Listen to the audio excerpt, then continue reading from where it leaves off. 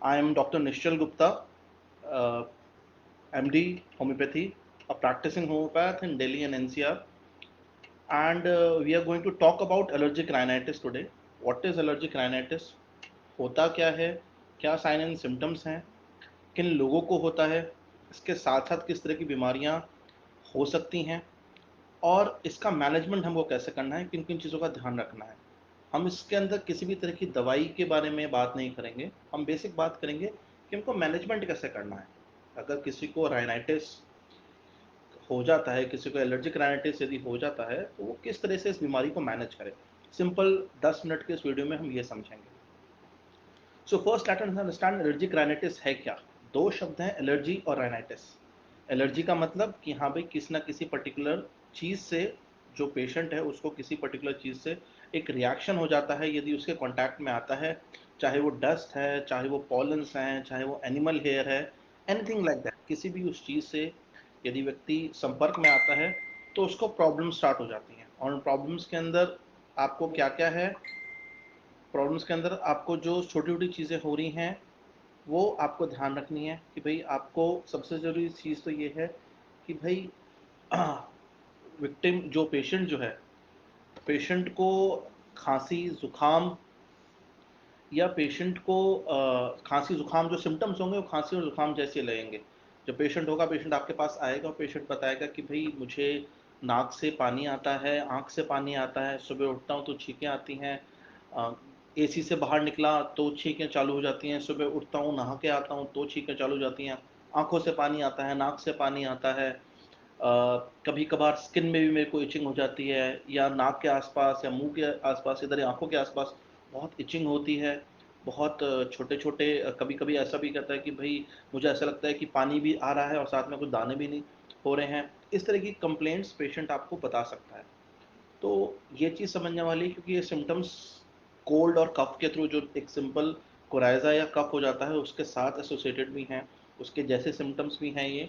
तो इन चीज़ों का भी ध्यान रखना है कि आपको ये समझना है कि भाई क्या ये सिम्टम्स कोल्ड एंड कफ के हैं या एलर्जिक राइनाइटिस के हैं। तो इसके लिए ये चीज़ बहुत ज़रूरी है और इस चीज़ को प्रॉपर्ली समझिए कि जब भी पेशेंट आपके पास आता है तो पहले ये उससे पूछ लीजिए कि भाई ये प्रॉब्लम उसको कितनी फ्रीक्वेंटली होती है। क्या किसी वेदर चेंज पे या किस कोई ट्रिगरिंग फैक्टर उस पर होती है, या जनरली कि बहुत ठंडा खा लिया, जैसे सर्दी जुकाम में होता है, वायरल इन्फेक्शन में होता है कि बहुत ठंडा खा लिया या वो अचानक से ठंडा वेदर आ गया तब होता है। यदि पेशेंट आपको बताता है कि भाई मुझे साल में 3 से 4 बार 5 बार मुझे अटैक पड़ता है और मुझे इस तरह की कई कई महीनों तक, और स्पेशली 2 3 हफ्तों से 2 हफ्तों से ऊपर यदि ये प्रॉब्लम परसिस्ट करती है, तो इसका मतलब है कि पेशेंट को एलर्जिक राइनाइटिस की प्रॉब्लम है।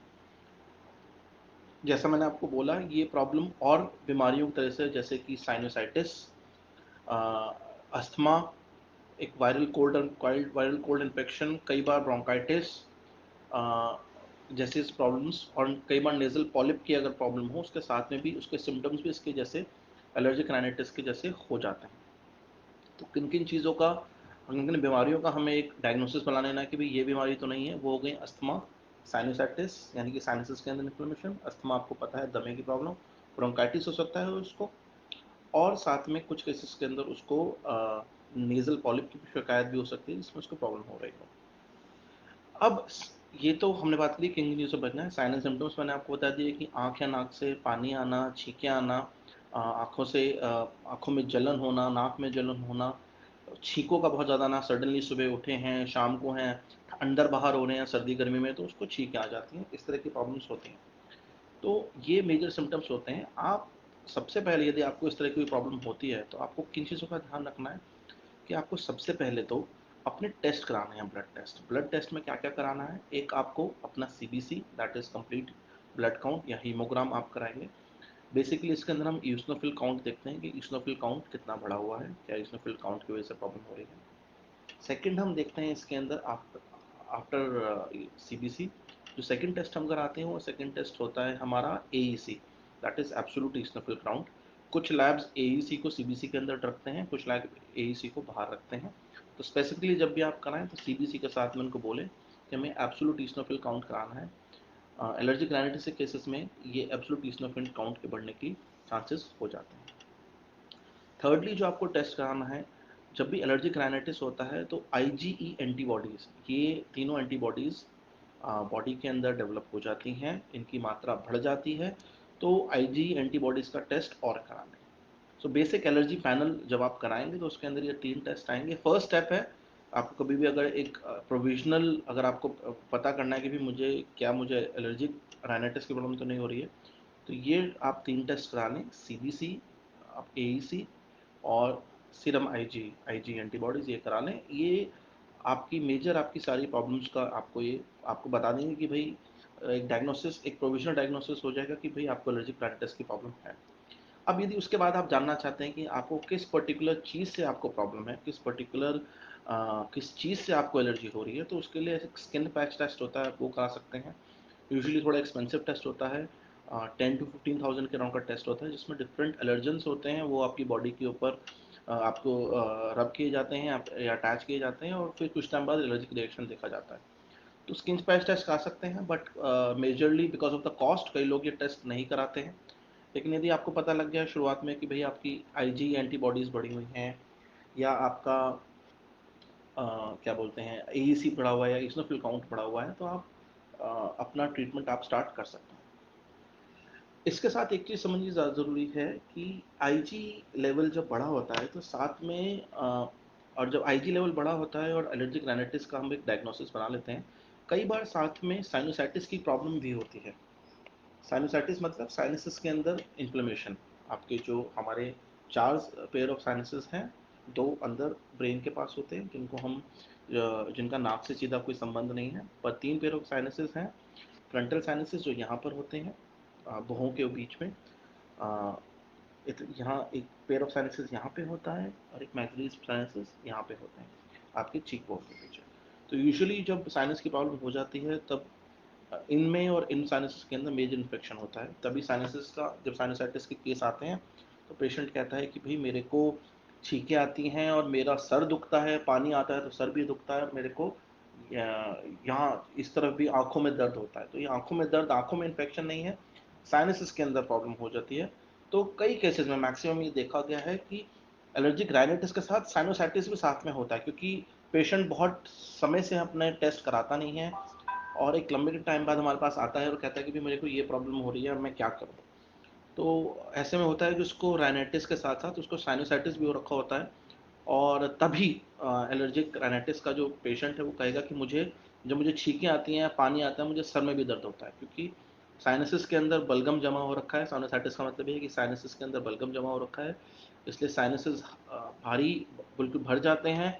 और साइनसिस बेसिकली एक एयर कैविटी है जो हमारे स्कल को, हमारी खोपड़ी को हल्का रखती है। यदि उसमें बलगम चला गया, जहाँ पर एयर जानी चाहिए वहाँ पे बलगम चला गया, तो सर और भारी हो जाता है। तो इसलिए ये चीज़ ज़रूरी है कि चीज़ को समझें कि राइनाइटिस के साथ साइनोसाइटिस एक बहुत कॉमन फाइंडिंग है। ऐसे में यदि पेशेंट आता है आपके पास, तो अपार्ट फ्रॉम ब्लड टेस्ट, जो मैंने 3 ब्लड टेस्ट आपको बताया कि सीबीसी, एईसी और आईजी कराने हैं, इन तीनों के अलावा आप पेशेंट को बोलिए कि एक्सरे ज़रूर कराएं। और एक्सरे कौन सा एक्सरे कराना है?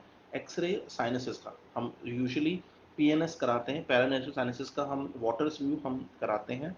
ऐसे में जो हम एक्सरे कराते हैं, तो एक वो एक्सरे करा लें साथ में। इसमें यूजुअली पता लग जाएगा आपको, यदि साइनसाइटिस प्रॉब्लम है तो किसी तरह की साइनस के अंदर इन्फ्लेमेशन या स्वेलिंग तो नहीं है, ये करा लें। जब ऐसा होता है, अब आपके पास, मैं अपने एक्सपीरियंस से बोलूँ तो 70 to 80% एलर्जिक राइनाइटिस के केसेस के अंदर, जितने मैंने आज तक देखे हैं और ट्रीट करे हैं, मुझे 70 to 80% केसेस के अंदर राइनाइटिस के साथ साइनोसाइटिस की प्रॉब्लम मिली है। तो और ज़्यादातर कुछ किन लोगों को होती है, अगर हम ज़्यादातर देखें तो आजकल बच्चों में बहुत कॉमन है, क्योंकि बच्चों की इम्यूनिटी वीक है, पॉल्यूशन लेवल्स बढ़ चुके हैं। इवन यंग एडल्ट्स में, people between the age group of, I will say 25 to 35 are even more prone. और स्मोकिंग और पोल्यूशन, ये 2 बहुत बड़े कारण हैं जो इस प्रॉब्लम को बढ़ाते हैं। तो जिन लोगों को, स्पेशली यंग अडल्ट्स को इनको प्रॉब्लम है, मेरा यही एक सुझाव रहेगा कि स्मोकिंग से जितना दूर रहें। यदि आपको इस तरह की प्रॉब्लम है, स्मोकिंग को बंद करें, स्मोकिंग से दूर रहें, सो दैट आपको ये प्रॉब्लम नहीं हो। रही बात पोल्यूशन की, पोल्यूशन तो अगर है तो आपको प्रॉब्लम होगी ही होगी।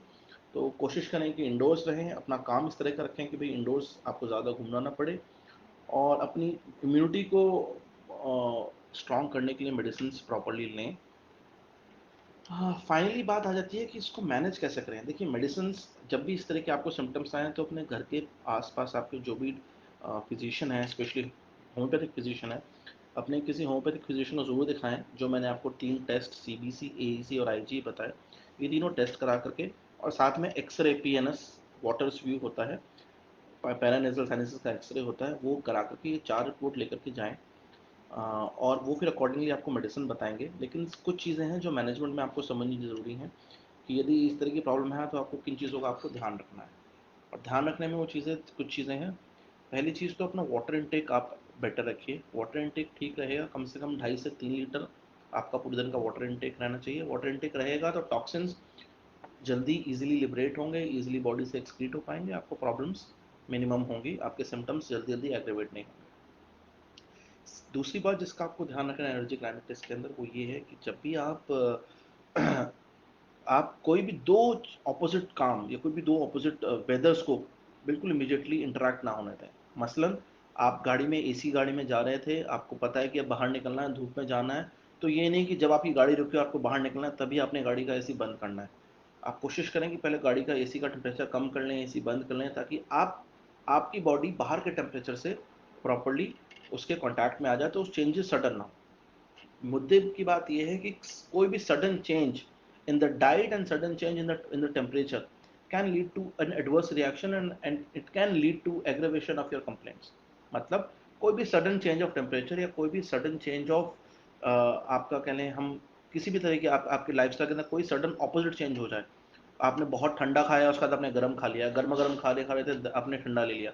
ऐसे में आपकी सिम्टम्स सडनली बढ़ सकते हैं, सडनली आपको प्रॉब्लम स्टार्ट हो सकती है। यूजुअली जो एलर्जिक राइनाइटिस हो जाता है तो लोग कहते हैं, डॉक्टर्स भी कहते हैं कि भाई आपको दही नहीं खानी है। इसके अंदर मेन चीज़ ये है क्योंकि लोग दही, गर्म खाने के साथ दही नहीं खानी है। प्रॉब्लम क्या होती है कि लोग दही ठंडी फ्रिज की रखी हुई खाते हैं। मेरा यह मानना है कि ऐसे में यदि आप दही खाना चाहते हैं आप खा सकते हैं, लेकिन दही खाइए नॉर्मल टेम्परेचर की, बाहर रखी हुई हो, फ्रिज में रखी हुई ना हो। ठंडी चीज़ गर्म के साथ ठंडा खाएंगे प्रॉब्लम होगी, बिल्कुल ठंडे के साथ गर्म खाएंगे प्रॉब्लम होगी। बाहर धूप से आए और तुरंत घर में आकर के बिल्कुल चिल्ड ठंडा पानी फ्रिज का निकाल के पी लिया, आपको प्रॉब्लम होगी। बहुत तीखा खाया तुरंत सडनली आपने मीठा खा लिया, प्रॉब्लम होगी। खट्टा खाया बहुत खट्टा और तुरंत ही मीठा खा लिया, आपको प्रॉब्लम होगी। हमारा सलाइवा, हमारी बॉडी, जो हमें सलाइवा होता है वो टेस्ट को इमीडिएटली न्यूट्रल करना चालू कर देता है। अगर हमने बहुत तीखा खाया तो सलाइवा एंजाइम से ट्रीट करेगा कि आपका जो तेज, आपको जो तीखापन लगा था वो न्यूट्रलाइज हो जाए। तुरंत आप मीठा खाना चालू करेंगे, कर सकते हैं, लेकिन एलर्जिक रिएक्शन, एलर्जिक टेंडेंसी ऐसे में बढ़ जाती है। Same thing goes for cold water, hot water, और कोल्ड फूड और हॉट फूड। तो इन चीज़ों का ध्यान रखें। बिल्कुल गर्मी से आए हैं तुरंत एसी के सामने ना खड़े हों। नहा के निकले हैं, गर्म पानी से नहा के निकले, तुरंत पानी हवा पंखे में चला के एसी के सामने ना खड़े हो जाएं। या नॉर्मल पानी से भी नहा के लेंगे, तुरंत हवा में ना खड़े हों, तुरंत बाहर अपने आप को हवा में एक्सपोज ना करें। 2-4 मिनट बॉडी को प्रॉपरली सुखा करके फिर आराम से स्लो स्पीड ऑफ फैन में फिर जाएं, उसको बाद में तेज कर लें। तो इन चीज़ों का बेसिक आपको ध्यान रखना है। खाने पीने का मेन यही है। आप आपको वाटर इनटेक मैंने बताया, मैंने आपको खाने पीने के ऑपोजिट चीज़ों का मैंने आपको बताया। कभी भी दो ऑपोजिट इंटरेक्शन, दो ऑपोजिट टेम्परेचर के फूड इमीडिएटली ना खाएं, एक के बाद एक उनको ना खाया जाए। और क्योंकि एलर्जिक डिसऑर्डर है तो स्टडीज़ ये शो करती हैं कि अगर आपकी बॉडी हेल्दी है, आप प्रॉपर एक्सरसाइज कर रहे हैं, प्रॉपर टाइम की डाइट ले रहे हैं, ब्रेकफास्ट लंच और डिनर प्रॉपरली ले रहे हैं, वाटर इनटेक ठीक कर रहे हैं, 6 से 7 हज़ार स्टेप्स आप डेली के चल रहे हैं, तो बॉडी में एलर्जिक रिएक्शंस के कम होने की टेंडेंसी हो जाती है, एलर्जिक डिसऑर्डर्स कम होने चालू होते हैं। इसको ये समझिए कि allergic rhinitis is maximum cases it is a disorder, क्योंकि एलर्जिक होती है किस चीज़ से और हम रोज़ उससे इंटरेक्ट हो रहे हैं, लेकिन रिपीटेड इंटरेक्शन से वो डिजीज़ बन जाता है। तो अगर हम उसको डिसऑर्डर फेज में डायग्नोसिस कर लें और डिसऑर्डर फेज के अंदर हम कर लें कि भाई हमको क्या करना है, हमको इन चीज़ों का ध्यान रखना है, तो हम बहुत ईजिली अपने एलर्जिक राइनाइटिस को रिवर्स कर सकते हैं।